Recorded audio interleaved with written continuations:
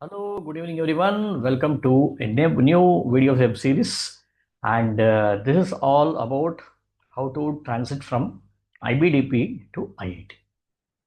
Okay, so initially, when we think of this one, the transition from IBDP to IIT or taking up JEE advanced examinations, many of us always think, okay, is it really possible? Can we ever do it? In fact, this was a question many times many of the students asked me, but I felt that this is really possible because the concepts that you study in this IBDP, it really is you go until a certain depth. Okay, so as a result of it, I feel so if you struggle a little bit more, you can easily do it. But to begin with, when an IIT problem is shown to you, you will feel, "Arey, mujhse nahi hoga, I can't do this." So you just leave it across. So what I did was I just took one IIT problem, fragmented that into three parts. One is your level, which is your IBDP level. The second is an intermediate level. And the third one is your IIT problem. That too, not JEE mains, is JEE advanced only. Okay. JEE mains, you can try it out. Okay. If you have a little bit of practice, I don't think it should be difficult. It should be very easy for you. You will be able to do it. But JEE advanced, you need to know some amount of math, some amount of thinking, the conceptual framework, all this. And how do you prepare for it? Okay, that's left to you. You can take up any online tutorial. I'm not going to coach you based on this. I'm not selling any course over here. I'm just showing you, okay, how to boost up your confidence levels so that you will also be able to try the IIT exams. Okay, nothing is difficult, nothing is impossible in this life. So everything you can do.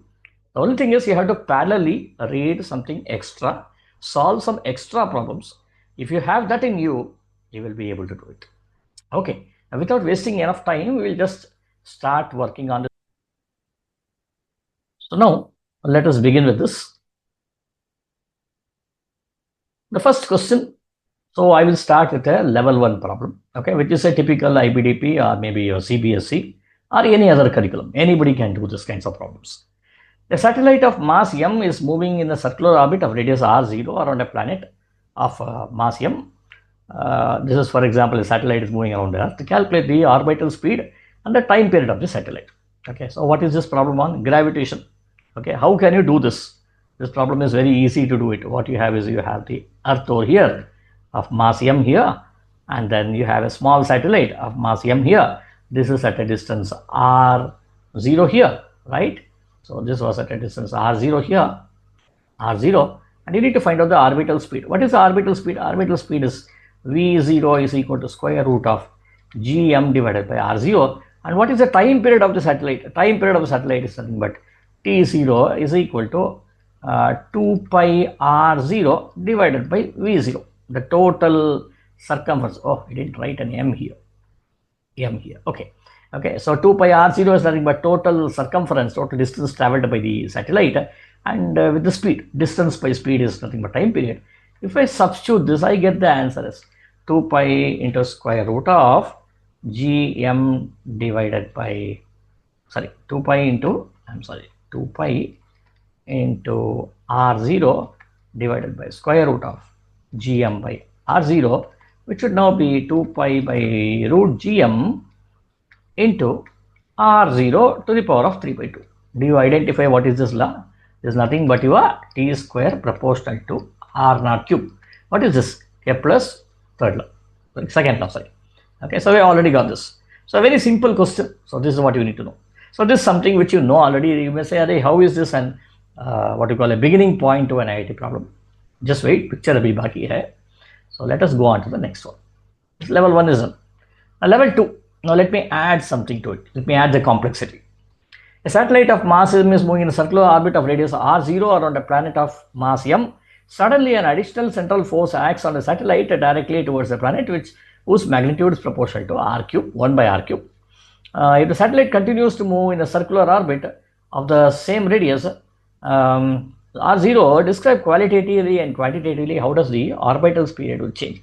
So what's happening here is that you have the Earth once again. Okay, you have the Earth over here of mass m. This satellite is now revolving around it. So we found out the time period. Now what we do is, okay, so now there is an additional central force. What is central force? Central force means it's nothing but the force that is acting towards the center of the orbit. Simple. Okay. So there's an additional central force acting over here. So usually what is the force acting? That's the first question we need to ask. The force that is acting over here is equal to Gmm divided by R0 square. This is what is the usual force acting. But now what you see, there is one more force acting over here. In addition to this force, there is one more force. What is that force? This is a K divided by R cube, R naught cube, because R naught is the distance of it. So this is acting over here. If the satellite continues to move in a circular orbit of radius, same radius R naught, because of this additional force, what should happen? The satellite should not continue to move its same orbit, right? It should now try to spiral down because the attractive force is more. So it should now move like this over here. Okay, but he says it is not changing. Okay, so this is not happening, but it's continuing to move in the same orbit. So when will it move in the same orbit? If the speed of this particle is larger, okay, the moment this started increasing, let us say the satellite had some engine and it started moving with a much higher speed. Okay, if it moved with a higher speed, definitely this will not happen. Now, what is been asking? To describe qualitatively and quantitatively how the orbital speed would change. What will happen to the orbital speed? Orbital speed will increase. Okay, V0 becomes a V0 dash over here, and definitely this will increase. Would it increase? It increases. Explain your reason. The reason is because if it starts moving, okay, with a lesser speed, definitely, okay, it will start moving downwards. It will spiral into it. So why should it happen? Because you know there is a force which has been acting over here. Okay, as a result of this, this will now have a more energy imparted to it. Now, if it has to move with the same one, then it has to increase this energy. Okay, satellite should increase this energy. If satellite has to increase the energy, how will it increase? How will it increase now? It has to increase by which energy will it increase? It will increase by its kinetic energy. How will the kinetic energy increase? Will it increase because of increased mass? No, it has to increase by making use of the value of V. This value of V should increase, right? So therefore, if the value of V increases, it means the orbital speed should increase, right? So therefore, we have got an answer here. Have we calculated anything? We are not calculating anything. We are just, reasoned it based on the situation. Okay, now you should also ask the question, if suppose, if this force is negative, okay, if there is something like a repelling force, then what can happen? You should now answer that nothing else, but when this is negative, that means it will now outthrow this one here. So the satellite can easily escape. But in that case, if it is still moving the same orbital radius, that means the orbital velocity will decrease, right? Now we have got some answer. Okay, what can happen, what should not happen. So everything we have it over here. Right. Let me move on to the next one. The level 2 also using. Level 2 was quite easier. Okay, because we understood level 1 properly. Now coming back to this is your IIT question. How are we able to solve this IIT question now directly? Let us see that also. A particle of mass m is under the influence of the gravitational field of a body of mass capital M. The particle is moving in a circular orbit. Okay, all this is the same.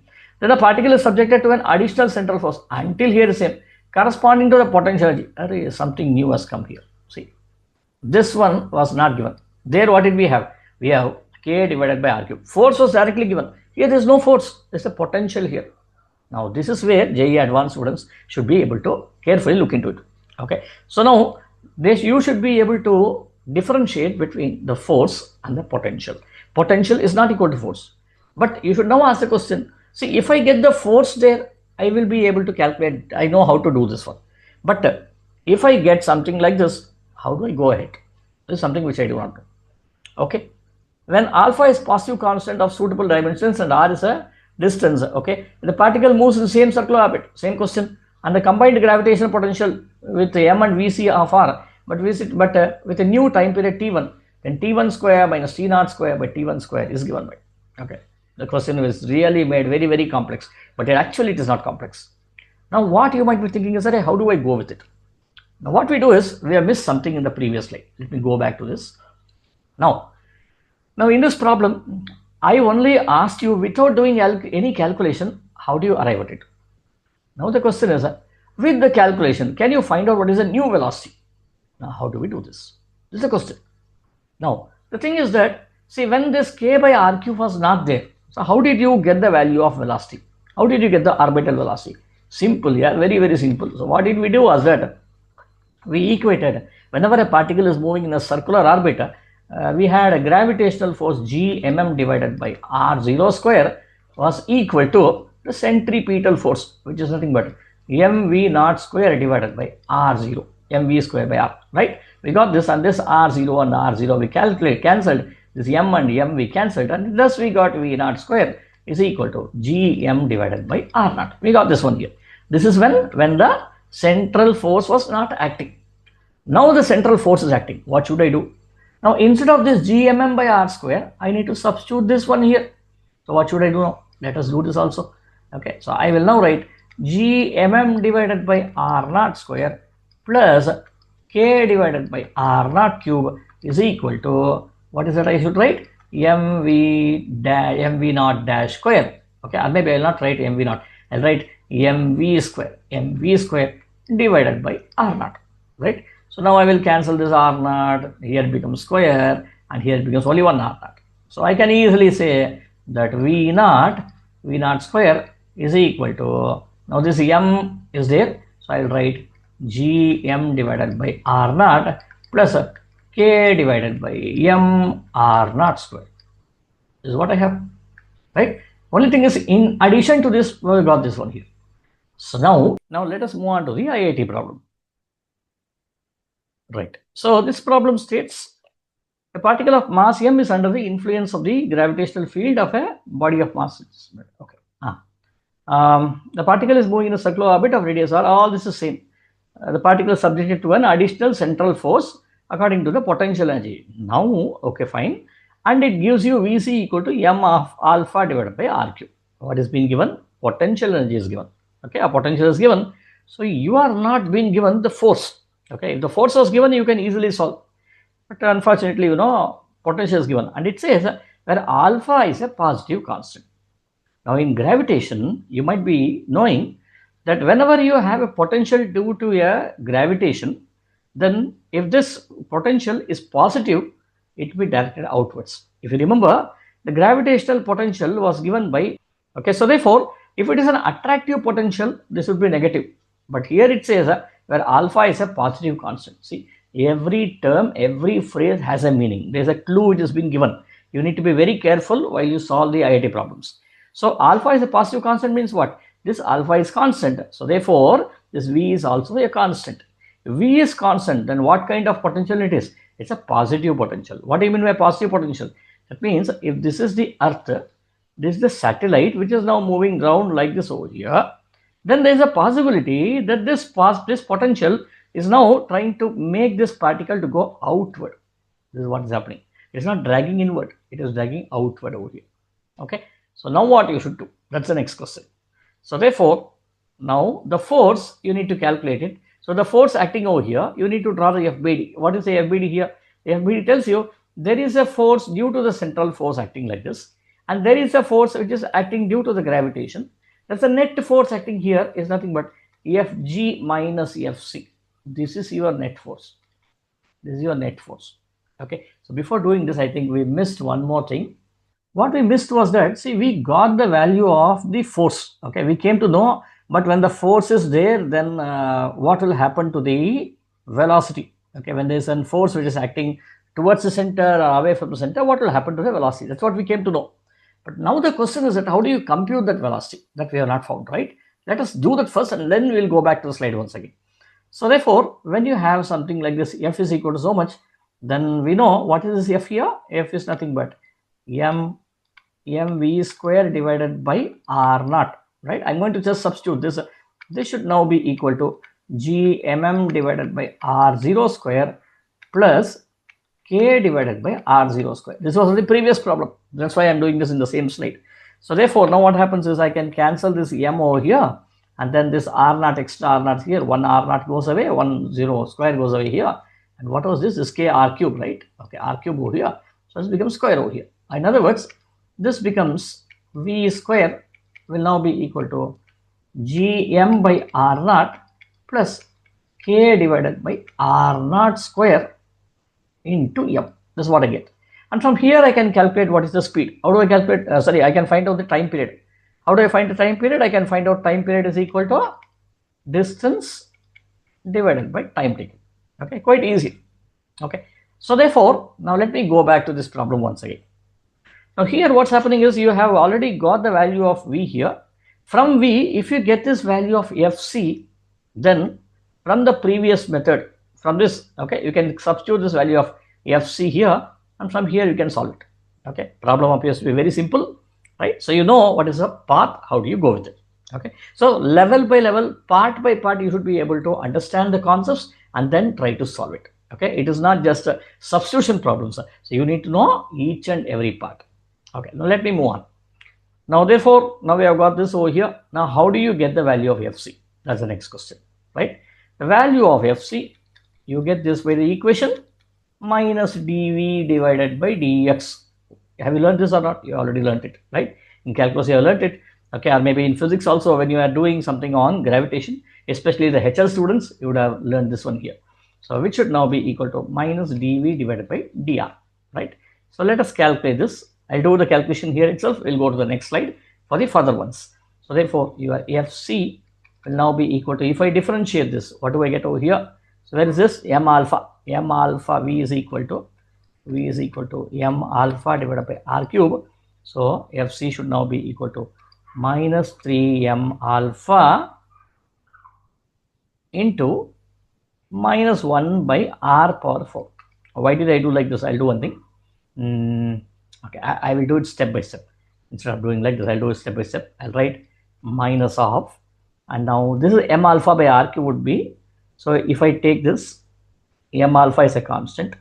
Differential of 1 by R cube is minus 3 by R power 4. So thus minus into minus becomes plus. This becomes 3M alpha divided by R power 4.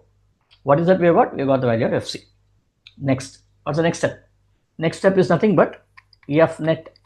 F net is equal to what? F net is equal to Fg minus Fc. What is Fg? Gmm divided by R square.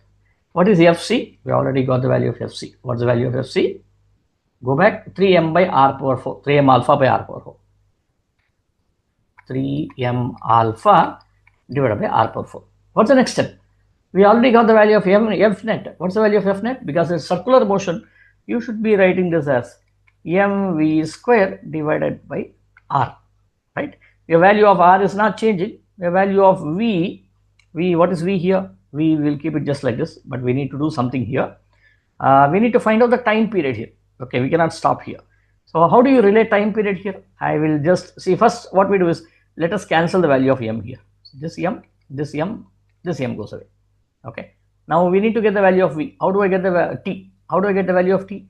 V is equal to 2 pi R divided by T, right? Distance by time taken. So let me substitute this, which will now be 4 pi square R square divided by T square into R. This should now be equal to Gm divided by R square minus 3 alpha divided by R power 4. Now what is the next step I should do? I will cancel this this R here, square here, and will make this as R cube over here. I will once again write this expression. I will write this as 4 pi square R square divided by T square is equal to Gm divided by R minus 3 alpha divided by R to the power of 3. R to the power of 3. What is this now? This is when a new central force is added. And then we have got this with respect to T square over here. Now when the central force was not there, what was the expression? The 3 alpha by R cube will not be there. Simple, right? So we will write that as T0 here. So for T0, this will now be equal to 4 pi square. I need the same format over here. 4 pi square R square divided by T naught square. T naught square is equal to Gm divided by R. Okay. Now I want to make things more easier. So what I will do is, I will take 4 pi square R square. 4 pi square R square is equal to Gm T naught square divided by R. I got something like this over here. Similarly, here also I get 4 pi square R square is equal to, what do I have here? I have t square over here, right? And then I'll have t square into gm by r minus 3 alpha divided by r cube. Wow, we have come to some extent over here. What's the next step? Now you see this equation and this equation look alike. That is the LHS are same. So I can equate these two, right? I don't have space, I'll write it over here. So when I do this one here, I get gm t naught square divided by r is equal to, oh, I have some space in next slide. Oh my god, I didn't look at this. Okay, so I'll do one thing, I'll use this space over here. So I'll rewrite this equation once again. 4 pi square r square is equal to gm t naught square by r. Okay, let me write it down. 4 pi square r square is equal to g, what was it? Gm t naught square by r. Gm t naught square divided by r, first equation. Second equation, 4 pi square r square equal to t square into gm by r minus 3 alpha by r cube. Gm by r into, forget this, gm by r minus 3 alpha by r cube, minus 3 alpha by r cube, minus 3 alpha by r cube multiplied by t square. I have like this over here. Now this one I will again write this as, see here gm t naught square by r, right? What I will do is I'll write it in a similar format. I'll write this as gm into t square divided by r. I have taken r common outside into, see I have already taken gm by r, so this will be 1 minus 3 alpha, there's an r square here, this is gm into r square. Now I will equate these two, this equation and this equation, I will equate these two. When I equate, what do I get here? I get gm t naught square divided by r is equal to gm t square divided by r into 1 minus 3 alpha divided by gm r square. This side gm, this side gm, this side r. Array, I had an r here, right? This it, sorry, this r, all everything goes away. So I am just getting t naught square is equal to t square into 1 minus 3 alpha divided by gm into r square. Okay, next what do I need? I need to get this format. He is calling this one as t1. I'll also put this as t1 over here. Okay, so therefore I'll just write this as t1 square minus 3 alpha. No need of doing all this. Let me simplify it much further. So what I will do is I will do something like t naught square divided by t1 square is equal to 1 minus 3 alpha divided by gm r square. Next, what's the next step? I will pull this one here outside. So this is, I have no space, I'll write it here. Okay, so next step would be, I'll take 1 minus t naught square by t square is equal to 1 minus, thank you has already come. Wait, okay. 1 minus 1 plus 3 alpha divided by gm r square. This goes away. So you have t square minus t naught square divided by, okay, there's a t1 here. So now if I simplify this one, this will now be equal to t1 square minus t naught square divided by t1 square is equal to 3 alpha divided by gm r square. Now which answer is correct? Answer A. After all, what we have done? We have just solved one MCQ worth a 3 mark. How much time we have taken? We have taken a long time, right? So therefore, speed really counts. Okay. If you are writing an IIT exam, that means when you start the problem, you should know each and everything out of it, and it should just flash like this. And only then you will be able to do it. Okay. So people who get into IIT, that creamy layer, what you got as 1% people, okay, of all the intelligent people, okay, in India, or maybe in the world, you can say, who are writing at the 12th grade, who are writing physics exams, it's not an easy thing to get into IIT.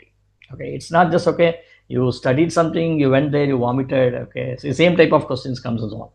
And we don't have a concept something or a paper about tough. The paper was really tough. No.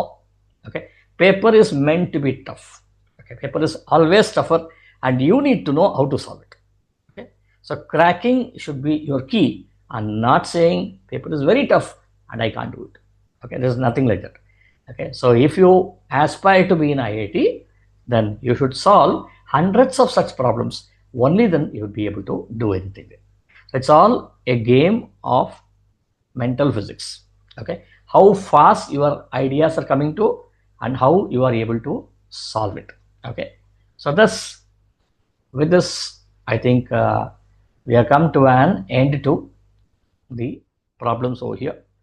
And if you really like this video, do like, share, and subscribe to my channel for more updates. I think at least weekly once I'd like to do one problem which is similar to this one here, because it also takes some time. Okay, one problem you do it for half an hour, nobody would be interested to look into it.